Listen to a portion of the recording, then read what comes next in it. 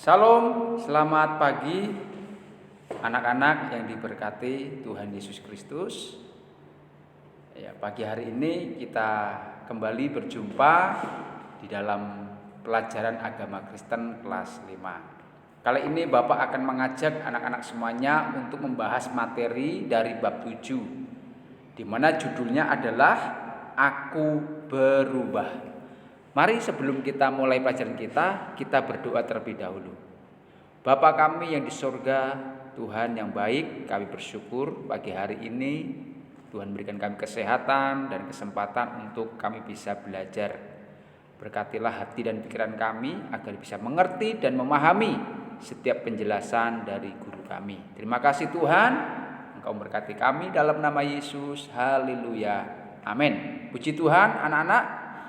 Mari siapkan buku, alat tulis kalian, ya,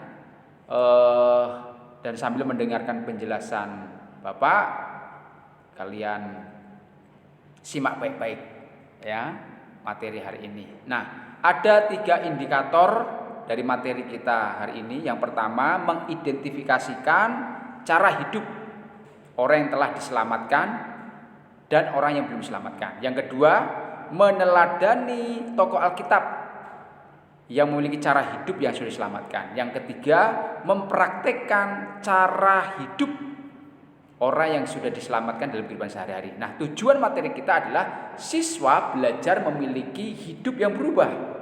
Tentu hidup yang berubah dan menjadi lebih baik. Nah, mari kita melihat yang pertama bahwa manusia dituntut harus berubah. Nah, ciri-ciri makhluk hidup adalah mengalami perubahan, mengalami pertumbuhan. Kalau tidak ada perubahan atau pertumbuhan, maka makhluk hidup itu bisa dikatakan mati, ya. Karena namanya mati pasti tidak ada perubahan. Nah, kita sebagai manusia, sebagai anak Tuhan, ya, dituntut Tuhan untuk berubah, untuk mengalami perkembangan. Nah, kita sebagai makhluk hidup harus berubah, harus bertumbuh. Apalagi kita sebagai anak-anak Tuhan yang sudah ditebus oleh Tuhan Yesus, tentu kita harus berubah. Nah, berubahnya harus berubah lebih baik, bukan berubah lebih buruk, lebih jahat. Ya. Nah, untuk mengalami perubahan ke arah yang lebih baik memang tidak mudah, Nak. Memang tidak gampang, tapi kita harus belajar, ya. Nah, kita harus punya komitmen dan tentu kita harus minta pimpinan Tuhan. Kita minta supaya Tuhan menyertai, memampukan kita untuk mengalami perubahan. Nah, mari kita lihat ciri-ciri orang yang hidupnya belum berubah karena belum menerima keselamatan. Biasanya orang yang hidupnya tidak berubah atau masih dalam dosa ataupun kejahatan karena mereka belum menerima keselamatan. Mereka belum menerima anugerah Tuhan Yesus. Padahal kita sudah belajar Allah itu memberikan keselamatan kepada manusia itu cuma-cuma loh, ya. Allah menawarkan keselamatan kepada manusia yang berdosa itu cuma-cuma. Yesus sudah mati di kayu salib untuk menebus kita. Allah tawarkan itu dengan cuma-cuma, tapi ada banyak orang menolak atau mengabaikan keselamatan yang ditawarkan Tuhan Yesus, ya. Dan orang yang tidak mau menerima keselamatan dari Tuhan Yesus, ya, pasti hidupnya terus-menerus dalam dosa. Seperti apa? Hidupnya suka mencuri, hidupnya suka berkelahi, ya, setiap hari bicara kotor, ya, dosa terus yang dilakukan. Nah, biasanya orang yang tidak mau berubah ya seperti ini hidupnya. Orang yang belum menerima keselamatan Tuhan Yesus, hidupnya terus-menerus dalam dosa dan mereka merasa tidak bersalah, Nak, ya. Orang yang hidup dalam dosa pasti akan binasa. Siapa di sini yang mau kalian binasa di api neraka selama-lamanya? Makanya kita perlu berubah. Nah, untuk berubah kita harus menerima keselamatan Tuhan Yesus dengan sungguh-sungguh, Nak. Ya. Nah, mari kita melihat ciri-ciri orang yang belum menerima keselamatan. Orang-orang yang belum berubah, yang pertama egois dan egosentris. Apa itu egois? Egois itu ya mementingkan diri sendiri, ya. Egosentris hidupnya selalu berpusat kepada diri sendiri. Jadi yang dipikirkan hanya diri sendiri, tidak mau tahu dengan orang lain. Masa bodoh dengan orang lain. Pokoknya dipikirkan hanya diri sendiri. Yang dipentingkan hanyalah diri sendiri. Nah, orang seperti ini ya biasanya suka melakukan segala cara, segala hal ya hanya untuk kesenangan pribadinya. Bahkan mereka suka merugikan, mencelakakan orang lain untuk kesenangan kita. Nah, hati-hati anak-anak ya, jangan kita egois. Jangan kita hanya memikirkan diri sendiri. Tuhan Yesus mengajarkan kita untuk mengasihi sesama, bukan mengasihi diri sendiri. Ya, tapi mengasihi sesama. Nah, ada contoh dalam Alkitab orang yang egois atau egosentris. Ya, contohnya adalah Raja Herodes. Anak-anak pernah mendengar kisah atau cerita Raja Herodes. Raja Herodes itu raja yang jahat. Ya, pada waktu atau pada masa Tuhan Yesus lahir, ya, Raja Herodes memerintahkan agar semua bayi laki-laki itu dibunuh. Kenapa? Karena Herodes mendengar bahwa ada bayi yang lahir yang nantinya akan menjadi juru selamat atau sebagai raja. Herodes takut. Dia merasa terancam ya kekuasaannya karena kehadiran bayi Tuhan Yesus tadi. Makanya dia berusaha untuk membunuh semua bayi laki-laki, mencelakakan semua bayi laki-laki, ya. Dia tidak punya belas kasihan kepada anak-anak. Nah, ini contoh orang egois, mementingkan diri sendiri, ya, menyenangkan diri sendiri. Nah, kita nggak boleh egois, nak ya. Tidak boleh kita egois, kita harus belajar mengasihi orang lain. Nah, ciri yang kedua, orang yang tidak berubah, orang yang belum menerima keselamatan adalah suka menghakimi.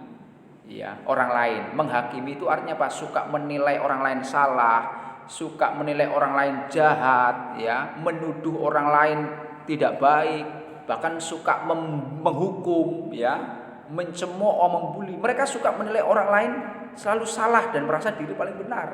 Ini suka menghakimi, ya. Siapa di sini yang suka menghakimi seperti itu? Menghakimi saudaranya, menghakimi teman-temannya, ya, orang lain selalu salah di mata dia.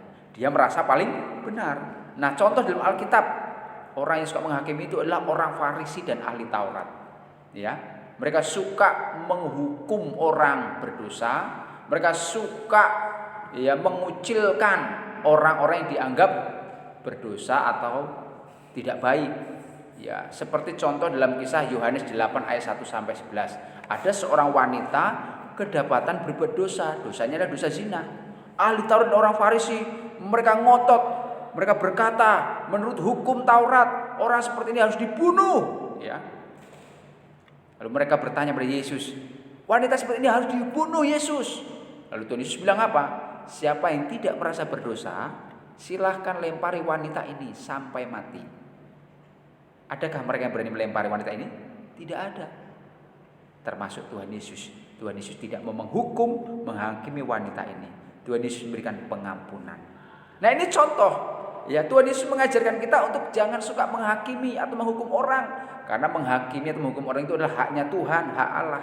Kita sama manusia yang berdosa, tidak boleh kita saling menghakimi dan menghukum, ya.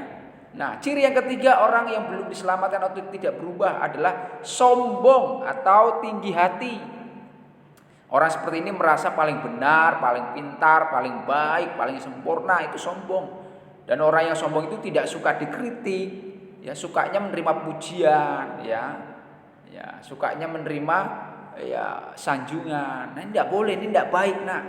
Ya, sombong itu Tuhan nggak suka. Nah, di dalam Alkitab ada kisah atau cerita orang-orang yang membangun menara Babel. Nanti anak-anak bisa baca dalam Kejadian pasal 11 ayat 1 sampai 9. Orang-orang membangun menara Babel setinggi-tingginya. Mereka ingin membangun menara Babel sampai ke langit tingginya. Dan mereka ingin meninggikan diri sama seperti Tuhan. Ya. Nah, Tuhan melihat ini cara yang salah. Tuhan melihat ini dosa. Manusia berusaha ingin menyombongkan diri, ingin meninggikan diri. Tuhan benci dengan orang yang sombong. Makanya Tuhan menggagalkan rencana mereka membangun menara Babel. Tuhan serakkan mereka Tuhan bubarkan mereka, ya. Dan Tuhan membuat bahasa mereka menjadi bermacam-macam. Akhirnya apa? Tidak jadi mereka membangun Menara Babel sampai selesai. Tuhan bubarkan mereka karena Tuhan tidak suka dengan orang sombong. Hati-hati nak ya, belajar menjadi anak yang rendah hati. Belajar menilai orang itu sama dengan kita, ya, tidak boleh sombong, ya. Nah, berikutnya kita akan melihat ciri-ciri orang yang sudah berubah. Orang-orang yang sudah menerima keselamatan. Biasanya kalau orang yang sudah menerima keselamatan dari Tuhan Yesus, ya, hidupnya berubah, ya. Hidupnya pasti akan berbeda. Ya, itu yang disebut dengan hidup baru atau lahir baru. Ya, hidup baru itu artinya apa? Cara hidupnya berbeda dari hidup yang lama, ya. Hidupnya tidak lagi sama dengan yang kemarin. Contoh, kalau dulu suka mencuri, sekarang tidak lagi mencuri. Kalau dulu suka mencontek waktu ujian, sekarang tidak lagi mencontek. Yang dulu suka ngomong kotor, mencarut, sekarang tidak lagi ngomong kotor. Tidak lagi suka berkelahi. Hidupnya terus menuruti perintah orang tua. Ini contoh hidup baru. Hidup yang sudah berubah. Apa ciri-ciri orang yang hidupnya sudah berubah? Yang pertama, dia selalu belajar mengosongkan diri. Sama seperti Yesus mengosongkan diri. Mengosongkan diri itu artinya apa? Belajar tidak mengikuti kehendaknya sendiri. Belajar tidak menuruti keinginannya sendiri, tetapi menuruti keinginan Tuhan, menuruti kehendak Tuhan. Ini namanya mengosongkan diri. Sama seperti Tuhan Yesus ketika dia menjadi manusia, dia mengosongkan dirinya sebagai Allah. Ya, ketika Yesus menjadi manusia, Yesus lebih mengikuti, mentaati kehendak Allah Bapa. Kehendak Allah Bapa kepada Tuhan Yesus adalah mati di kayu salib menebus dosa manusia. Ya, itu kehendak Allah Bapa. Yesus menuruti kehendak itu sampai dia mati di kayu salib. Yesus mengosongkan diri. Jadi kita perlu belajar mengosongkan diri.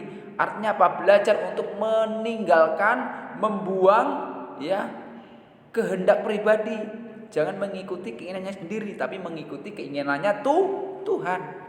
Oke, ciri yang kedua, orang yang berubah, yang sudah menerima keselamatan, dia selalu mengerjakan keselamatan. Dalam Filipi 1 ayat 12-17, Paulus menasihatkan kepada jemaat Filipi dan kita semua untuk kita belajar menerima dan mengerjakan keselamatan dengan sungguh-sungguh. Mengerjakan keselamatan di sini artinya apa? Kita berusaha, ya, hidup terus-menerus dalam anugerah Tuhan.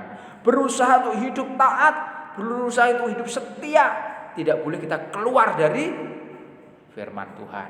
Jadi kita harus berusaha, ya, berjuang untuk hidup di dalam anugerah Tuhan. Jangan kita keluar dari Tuhan. Jangan kita jauh dari Tuhan, kembali kepada manusia lama.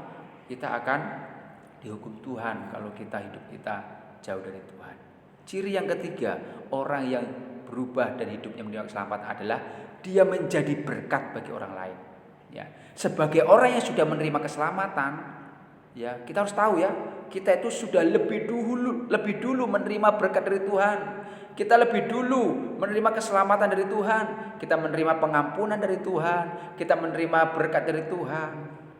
Ya, kalau tanpa pengampunan Tuhan, tanpa keselamatan Tuhan, kita akan binasa.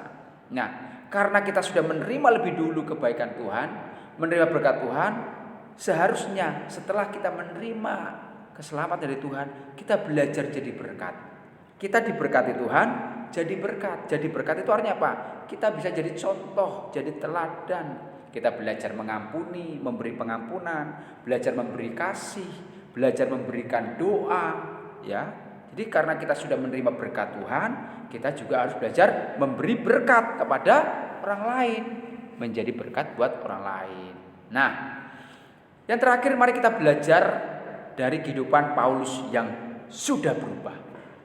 Ya, siapa di sini yang sudah mendengar kisah pertobatan Paulus?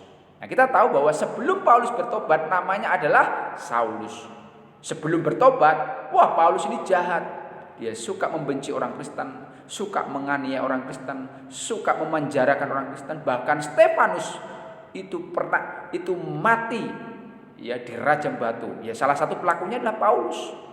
Ya, tapi lihat, ketika Paulus berjumpa dengan Tuhan Yesus dalam perjalanannya ke Damsyik, Paulus menyerahkan diri kepada Tuhan. Paulus bertobat, Paulus menerima Yesus sebagai Tuhan dan Juru Selamat. Ketika Paulus bertobat dan menerima keselamatan dari Tuhan Yesus, Paulus hidupnya berubah total.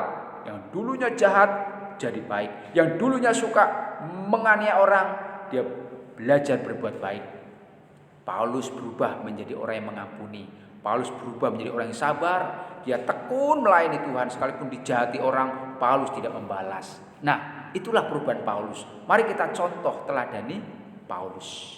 Nah, yang terakhir ayat hafalan kita hari ini adalah dari 2 Korintus pasal 3:16. Firman Tuhan berkata, dan kita semua mencerminkan kemuliaan Allah dengan muka yang tidak berselubung.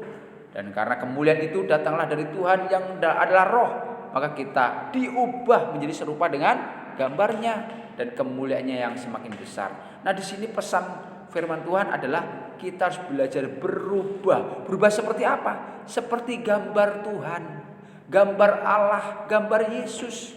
Gambar Yesus yang baik hati, yang penyabar, yang murah hati, yang lemah lembut. Itulah yang harus kita miliki. Berubahlah supaya hidup kita diubahkan jadi berkat. Nah, demikian pelajaran kita anak-anak kali ini. Mari bersama-sama kita berubah untuk Tuhan Yesus. Mari kita berdoa. Tuhan Yesus yang baik, terima kasih kami sudah menerima pelajaran agama hari ini. Ajar kami untuk menjadi anak-anak yang berubah dalam segala hal, berubah menjadi lebih baik. Terima kasih Tuhan, kami berdoa, kami sudah diberkati. Haleluya, amin. Puji Tuhan anak-anak, kita akan berjumpa kembali di materi agama Kristen berikutnya. Tuhan Yesus berkati, salam.